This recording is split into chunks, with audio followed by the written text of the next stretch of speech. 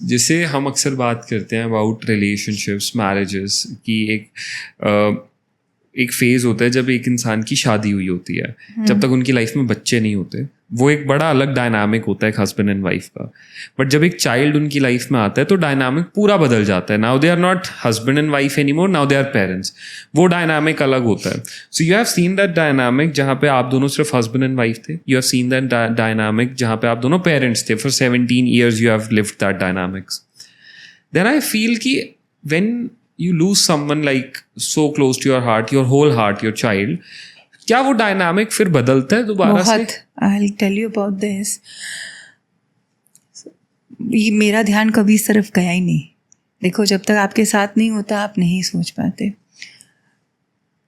आप या तो इस पार हो जाते हो या उस पार, इवन इन ग्रीफ। ऐसा है, there lot of marriages which have broken in grief. Okay, हम इंसान हैं, एंड इंसान क्या है, is always finding a reason to blame someone. हाँ, आप अभी चल रहे हो, आपके पाँव में ठोकर लगी तो आप उस पत्थर को ब्लेम करोगे, हालांकि वो पत्थर नहीं आया था, आप गए थे। लॉजिक आपको भी पता है, पर लेकिन वी ब्लेम, ये पत्थर बीच में पड़ा था, है ना।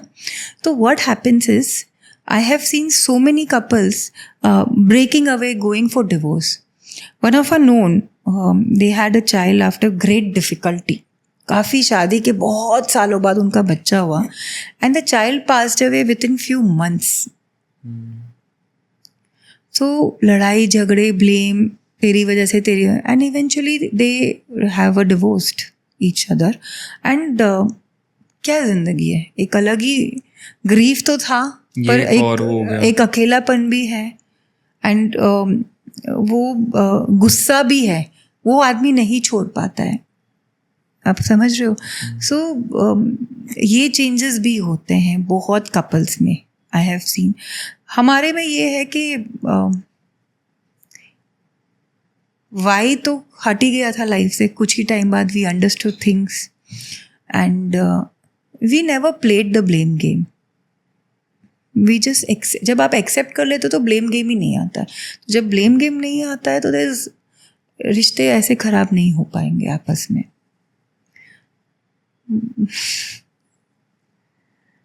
But I have to say that you have been very strong throughout this journey. नहीं, I am not strong. I always tell this. मुझे बहुत कमेंट्स आते हैं आप बहुत स्ट्रांग हो। मैं बोलती हूँ मैं स्ट्रांग नहीं हूँ। ये मेरे बच्चे की देन है कि वो मुझे करके गया है। जो उस दिन पहली बार और आखिरी बार उसकी आवाज़ सुनी थी after he passed away, he only said one thing, it's okay mamma, let go. And I think my body, my soul accepted it कि I have to let him go. He took away all my memories, I have no memories of him also. मुझे सिर्फ दो ही बातें याद रहती है कि वो ऐसे घर में घुस रहा है, चल के आ रहा है शाम के टाइम, या मैं सुबह उसे उठाने जा रही हूँ रूम में। I have no memories otherwise. I can't think. I struggled initially, फिर I just let it go. नहीं याद आ रहा। हाँ, जब उसके दोस्त आते हैं, जब वो एक हैप्पी मोमेंट होता है, तब बहुत सारी बातें अपने आप निकलती हैं। नहीं कि वंडरिंग, अच्छा ये भी है, ये भी है। तो आपके हालात आपको अपने आप स्ट्रॉन्ग बना देते हैं। And this is not only for me, I think this is out for anybody and everybody, कि आपके हालात अपने आप आपको स्ट्रॉन्ग बना देते हैं। पर थोड़ी सी हिम्मत खुद को भी लानी पड़ती है एक्सेप्टेंस की, बस। That is one thing, acceptance, which is not that easy, but slowly it seeps in. It does. So ma'am, again आज आपने इतनी important चीज़ें शेयर करी। कुछ ऐसी चीज़ें शायद नॉर्मली एक इंसान नहीं सोच सकता। उसका एक विजन वहाँ उतना ज़्यादा अभी वाइडन अप हुआ ही नहीं होता, जो शायद वो इंसान जो लाइफ में ऐसी किसी फेस से गो थ्रू करता है उसका हो जाता है।